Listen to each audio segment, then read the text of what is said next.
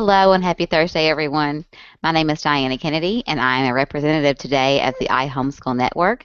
We're coming to you live today as part of the iHomeschool Network's Summer Wellness Series. During the school year, we touched on homeschool topics that were relevant to homeschooling families, but over the summer, we're taking a little bit of a different approach and talking about fitness and wellness topics. I'm pleased to be joined by my friends Sam Kelly and Marlene Griffith today. I'll let them introduce themselves, and then we'll get started. Marlene? Hey guys, happy to be here this week and joining in on the panel. You can find me blogging at adiligentheart.com about faith, family, marriage, kids, a little bit of everything. And I'll also be pulling in your comments from the event room. So if you're in there and you want to ask any questions, just drop them in there and we'll pull them in. Awesome. Marlene helps things to stay running smoothly behind the scenes and helps out tremendously. Sam Kelly is joining us once again today. Sam, introduce yourself to everybody. Hi everybody, I'm Sam from Sam's Noggin, and I like to blog about faith, family, homeschool, and fitness, ironically. I'm glad to have you back again with us today, Sam. When I'm not representing the iHomeschool Network, you can find me over at the Kennedy Adventures, where I write about life with a big family. I'm a mom of 6, living my Catholic faith. I used to write a little bit about fitness before I had quite so many children. I'm hoping to get back into that again. But I'm thrilled to be here today as we talk about fitness goals and staying accountable. I think we're going to kind of break down how we set reasonable goals for ourselves, as well as how we manage to stay accountable to get us kind of cruising toward those goals. So we've got a few talking points that we have written down that we're going to be tackling, and then also if you've got issues or tips, I would love to hear from you. As homeschool mothers, we are the heart of our families, and the reason that we looked at doing this series this summer was to just bring that to the forefront, just to remind all of us that even though we're so busy with homeschooling and working and taking care of kids, we have to take care of ourselves first. If mama ain't happy and healthy, nobody's going to be happy or healthy. So it all starts right here. So let's chit-chat a little bit about goals, how we set them, how we can attain them. Sam, I'm going to pick on you first. Chit-chat a little bit about how you set goals for yourself. Is it a big process? Do you write things down? Kind of take me through that. Well, lately, I have been making my goals more general than specific. For me, the goals at the moment are to just consistently work out. I really fell kind of off the wagon while we had our water line break in January, and then getting ready to move while still homeschooling and working away from home.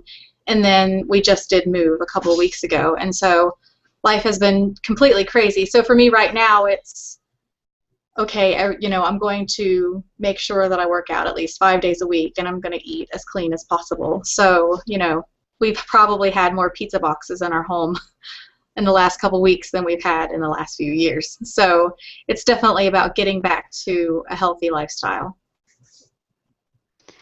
I'm glad that you said that, because that's what I want to remind people too, that this is going to look differently for you depending on what stage of life that you're in. As Sam alluded to, kind of once you fall off the wagon, and I'm sure she'll agree with me on this, it is darn hard to get started and go back again. In the middle or at the end of a home stretch of training for a half marathon, I got pregnant with baby number 5. That was about 2 years ago. I don't think I've ran probably over 3 miles since. It's been sporadic and very, very difficult to get back on that wagon kind of once I fell off. But I think probably the big thing, listening to Sam's goals, and we'll break that down in a minute, that's lofty for me. 5 days a week, that would be insane. At the moment, maybe later on when the kids are a little bit bigger, I could do that. But I think it's important to remember that they're going to look different for everybody. And once again, don't set yourself up to compare and get lost in that. Sam, don't you agree?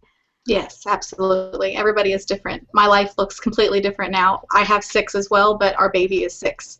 So things look entirely different for us. I don't have a baby that's screaming to nurse while I'm in the middle of my workout anymore, and I can kind of shoo people away and they're going to listen.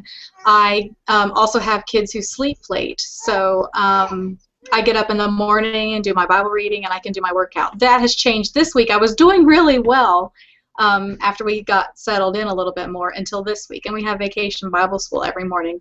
And I'm back to work. So I'm getting home, 10:30 at night. And then you don't go right to sleep. And then I get up in the morning and I just make it out the door for VBS. So when this week is over, I'll get right back to doing my workouts. And I commit to the Monday through Friday at least, which works for me now, might not have worked for me with a newborn. So it's definitely about where you are in life. Excellent. Thank you for sharing that too. Let's talk a little bit. So we kind of broke this down in our talking points. We have fitness goals, for like example. We're going to work out, so many times per week. Perhaps a weight loss goal. Sam mentioned clean eating. I am trying my darndest, and we'll actually talk about that in a few weeks. To break a bad Diet Mountain Dew habit. So. I was doing really well on that when I was off from work on maternity leave. But when I go back, there's a cafe with a fountain drink machine right across the hallway from where I work. So those things are addictive, terribly so. So that's kind of a goal for me too, is like, minimizing that kind of bad stuff I'm putting in my body. So Sam, talk if you're comfortable. What about, do you have weight loss goals currently or no? I do. I have 20 pounds that has creeped on, and it must go because my clothes don't feel right. Some things don't fit that fit last summer, and it makes me crazy to have invested all of that time and energy into my weight loss in 2006 and 7 to have clothes that are hanging there knowing that they can't get all the way on. So definitely I have a goal of 20 pounds. You alluded a little bit to that weight loss journey. Do you feel comfortable talking a little bit about that, or should we save that for that's another fine. time? Okay, go ahead. Well, after my 6 was born, she was still nursing, but eating some solid foods, and I decided that enough was enough. I had just turned 30, and I started working out 6 days a week and going crazy. That is when I wrote every single thing down, every calorie that I put in my mouth, and made a daily journal log, and I ended up losing 78 pounds in 10 months. Now you've got that over on your website, is that correct? Like, Yes. is it okay? Yeah. It's called it's a post called "Of the Boring Details" because people kept asking me.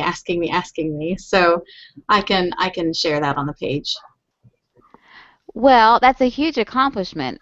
So it's funny that the boring details, and I'm sure that you were inundated with questions because, I mean, you do. That's a huge accomplishment.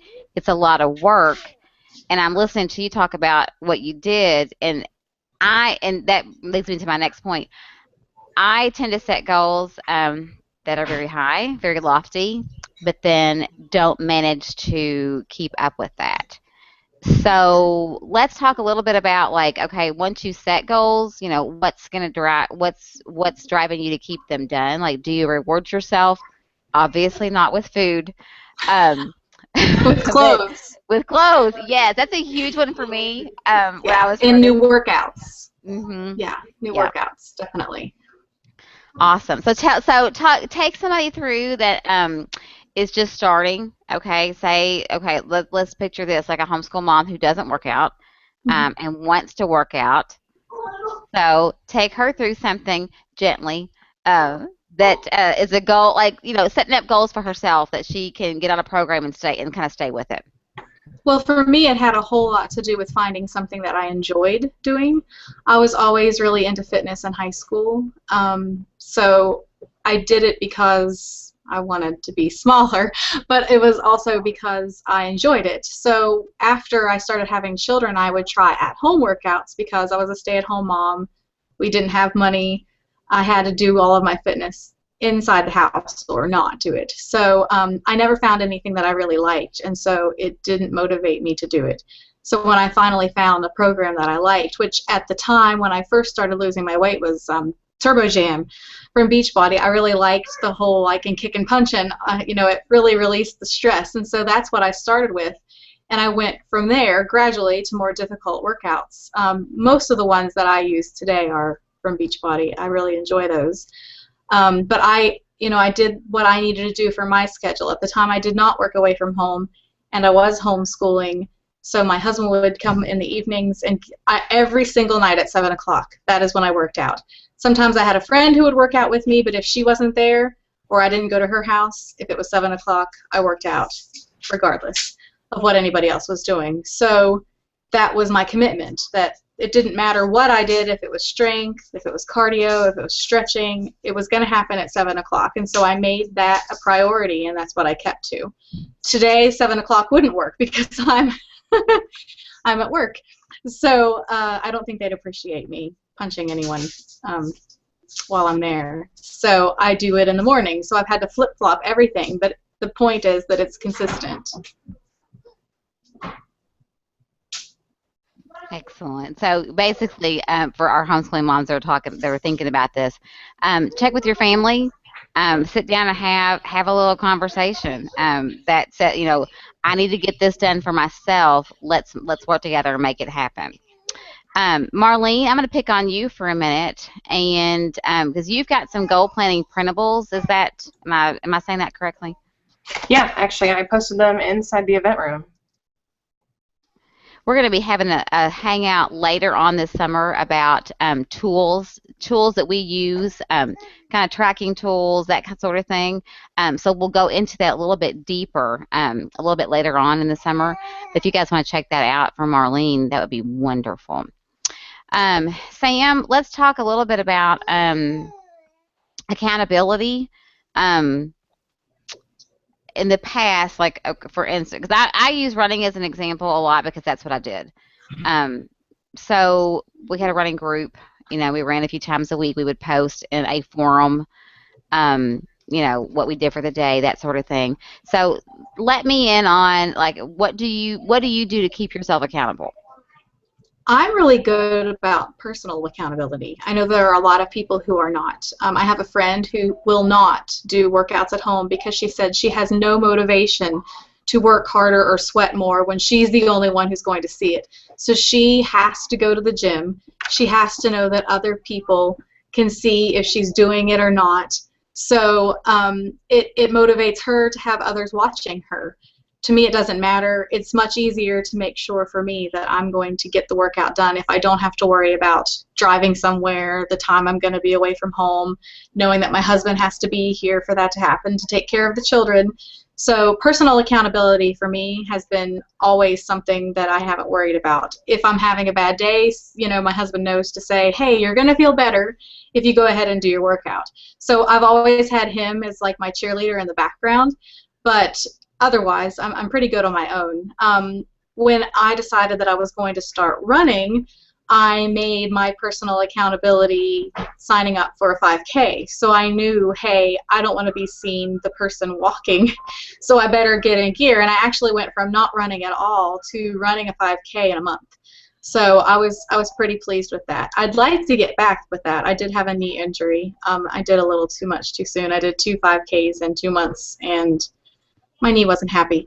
So I haven't ever really gotten back to that, but that is a goal of mine, to sign up for another and to get going again with that. And then I always like to complete a program. So I think next week Beachbody is bringing out PiYo from Chalene Johnson, and it's kind of a strength that you use your own body weight, and it's kind of like a Pilates, yoga-y kind of workout. And it supposedly is really intense. I've watched a few of the videos online for that, and so I plan already to order that the day that it comes out, and so the accountability will be checking off all the boxes to complete the program. So that works for me. Absolutely. I'm glad that you mentioned the check mark because I'm picturing my homeschool curriculum because that's what I do. This is done for the day.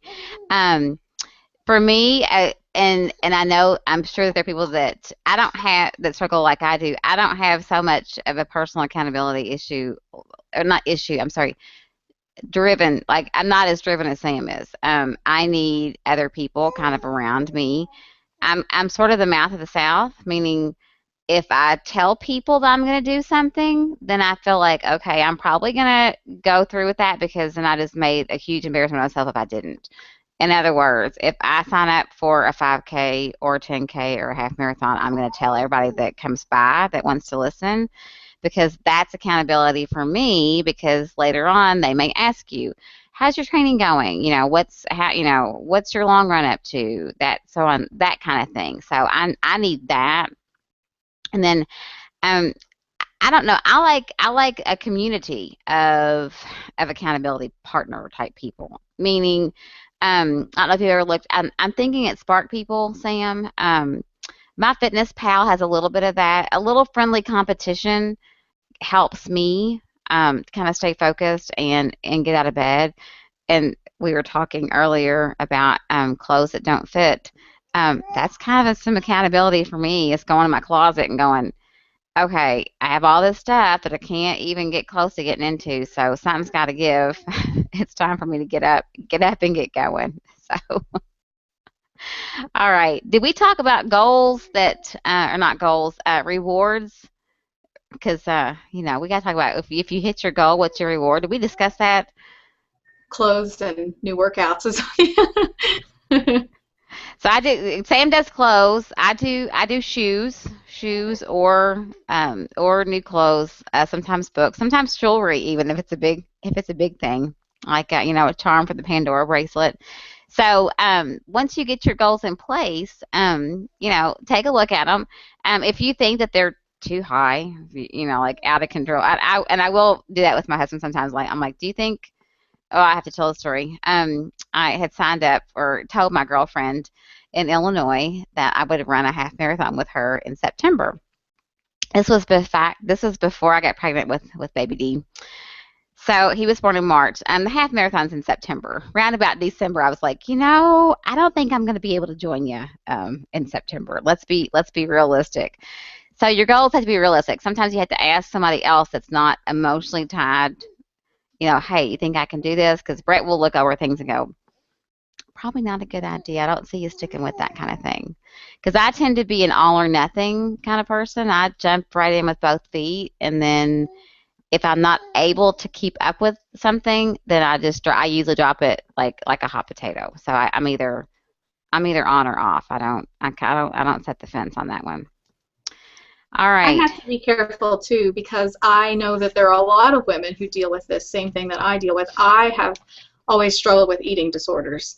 So it's not something that I'm actively doing, but I had to be very, very careful when I was losing that large amount of weight to make sure that I was doing it the healthy way, that I was eating enough calories every day. I do have a habit when I get freaked out about my weight of over-exercise and being too concerned with the scale, trying things like zero carbs that make me really, really sick. So I always give my husband what my goals are because he is the one who knows my weaknesses and knows how that hurts me, and he will be able to look at what I have sketched out and say, okay, you cannot possibly get to here by that date, and you're only going to hurt yourself, and you're going to set yourself up for other bad things that could creep back into your life. And so he keeps me grounded so that I know that I'm doing it the healthy way, that this isn't a quick fix, and this is about your lifestyle changing. That's perfect. I'm glad that you shared that because that's an accountability as well. I mean, that's keeping you accountable, not to meet the goals, but to make sure that the goals are reasonable for you and your family, everybody that's around you. Marlene messaged me that we've got a question in the event room. If you want to bring that in, Sam and I will try to tackle it. Awesome. So Madeline, she says her biggest problem is time. I seem to be at the mercy of my family. It makes me feel so trapped and a prisoner of my decision to homeschool. Any ideas on how to find time to take care of oneself when you're always on duty? by the way, hubby is in the military and a medical student, and boys are 7 years old. I'm going to let Sam tackle this first, but I just wanted to say hey to Madeline because she is here frequently. I love when she chimes in. Sam, tackle this one from your perspective, and then I'm gonna throw some tips in there too. Okay. Okay. Obviously, then you wouldn't have the um, husband that can wrangle kids to help with that. But if your kids can understand that you need to, even if it's 30 minutes, start small. If it's not something that you have been doing regularly in your life, start small and involve them if you need to. When my kids are having a bad day, sometimes they grumble because mom's working out. Why do you take the time? Blah, blah, blah. But if they come in, they see I'm doing it, and they see how I feel afterwards, they a lot of times jump in and do it too. They don't always finish. They don't always do it all right, but they see the importance of it. It becomes something that they will want to include in their lives. And I have said over and over and over again, never feel guilty for taking time for yourself, because it is going to improve you as a parent. It's going to relieve stress. It's going to make you feel better about yourself, and those things will come right back to your homeschool and your family. You are not going to be everything that you can be for your family unless you are taking care of yourself. So do not feel guilty, because they will get the benefit from you taking care of yourself as well.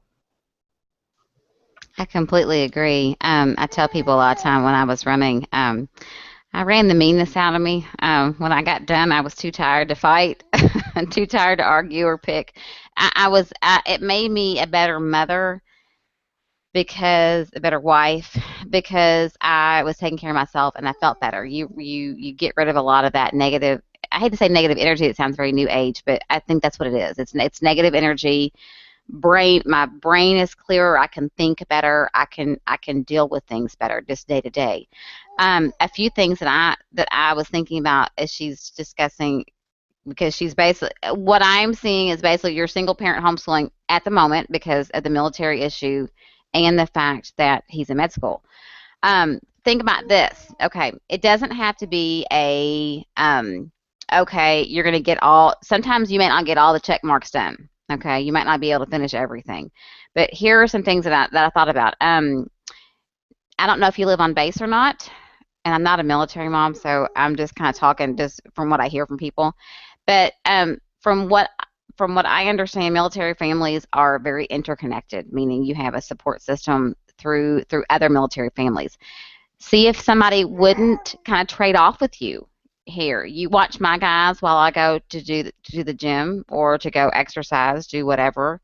I'll trade off and watch yours. That would be a win-win for both moms in the situation. Um, I don't know if you have access to a gym with childcare. We did that for a while when my twins were small. I'll be honest, I didn't like it that much because I was always distracted. And I bet Sam's the same way.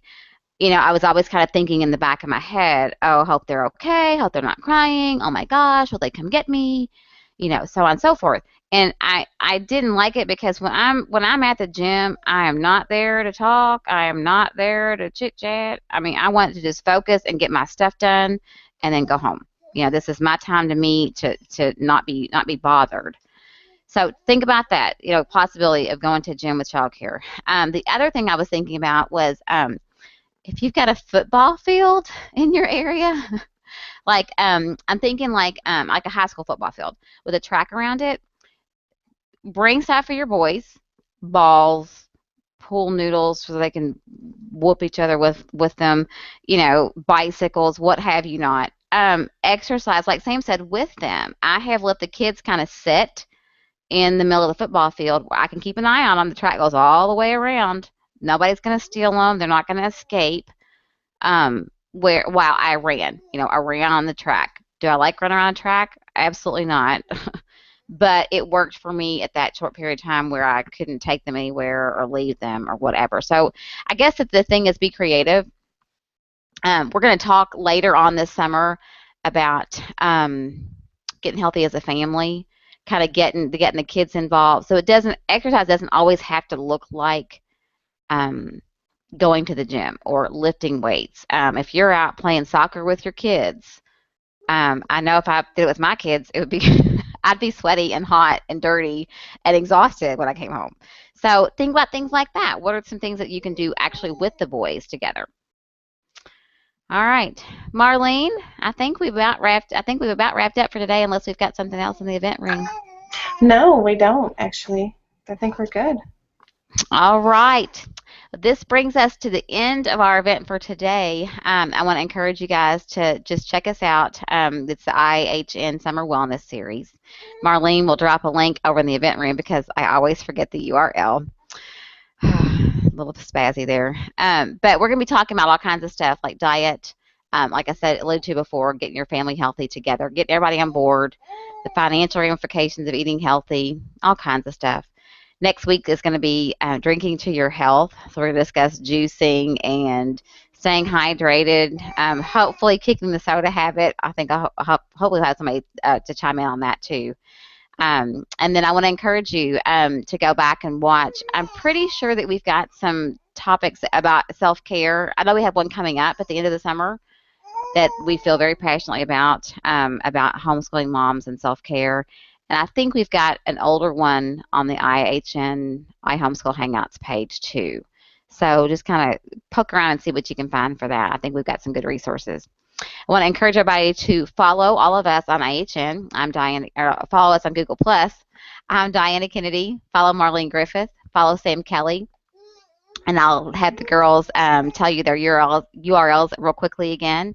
And then we'll see you back again next Thursday. Marlene, where can we find you? You can find me at adiligent.heart.com. Awesome. Sam, tell me your website again. samsnoggin.com. All right. And I am at thekennedyadventures.com. We'll see you back here again next Thursday at 2 p.m. Eastern. Thanks so much. Bye-bye.